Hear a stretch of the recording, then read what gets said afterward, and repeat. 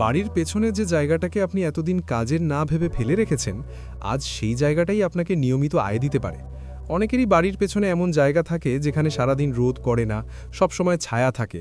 আমরা ভাবি এই জমি দিয়ে কিছু হবে না। আজকের ভিডিওতে আমি এই ভুল ধারণাটি ভেঙে দেব। ছায়াযুক্ত জমি মানেই নষ্ট জমি নয়, বরং এটি হতে পারে আপনার বাড়ির সবচেয়ে নিরাপদ আয়ের উৎস।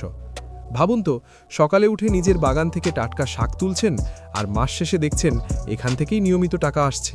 কিন্তু সমস্যা হলো মানুষ জানে না ছায়ায় কোন ফসল ভালো হয়। আজ আমি ঠিক সেখান থেকেই শুরু করব। ১. ছায়ায় ভালো হয় এমন ফসল। ছায়াযুক্ত জমি মানেই কিন্তু পুরো অন্ধকার নয়। দিনে ২-৪ ঘন্টা আলো থাকলেই অনেক ফসলের জন্য তা যথেষ্ট। সবচেয়ে প্রথমে মাথায় রাখবেন পাতা জাতীয় ফসলের কথা, কারণ এরা ফল বা দানা বানাতে শক্তি খরচ করে না, মূলত পাতা বড় করতেই আলো ব্যবহার করে। ১ নম্বরে আছে পালং শাক, লাল শাক এবং পুঁই শাক। পুঁই শাক ছায়াকে খুব ভালোবাসে। এছাড়া ধনেপাতা হালকা ছায়ায় আরও নরম ও সুগন্ধযুক্ত হয়। পুদিনা পাতা তো রোদ পেলেই শুকিয়ে যায়, ছায়া আর আর্দ্রতা পেলেই এটি পাগলের মতো ছড়ায়। ২. মাস্টার প্ল্যান, আদা এবং হলুদ।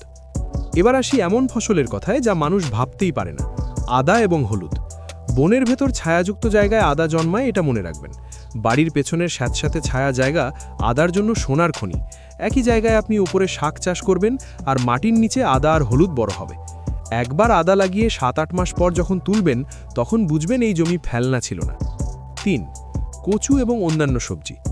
কচু অসম্ভব ভালো হয়। পাতা, ডাঁটা, কচু সবকিছুই কাজে লাগে।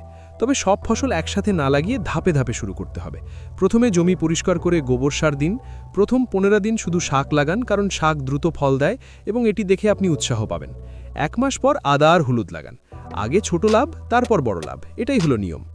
৪. সারা বছর আয়ের সাইকেল। ছায়া জমির বড় সুবিধা হলো এখানে মাটি দ্রুত শুকায় না, তাই সেচ ও খরচ কম লাগে। ফাল্গুন চৈত্র মাসে যখন শাক শেষ হবে, তখন সেখানে লাউ বা ঝিঙের লতা তুলে দিন।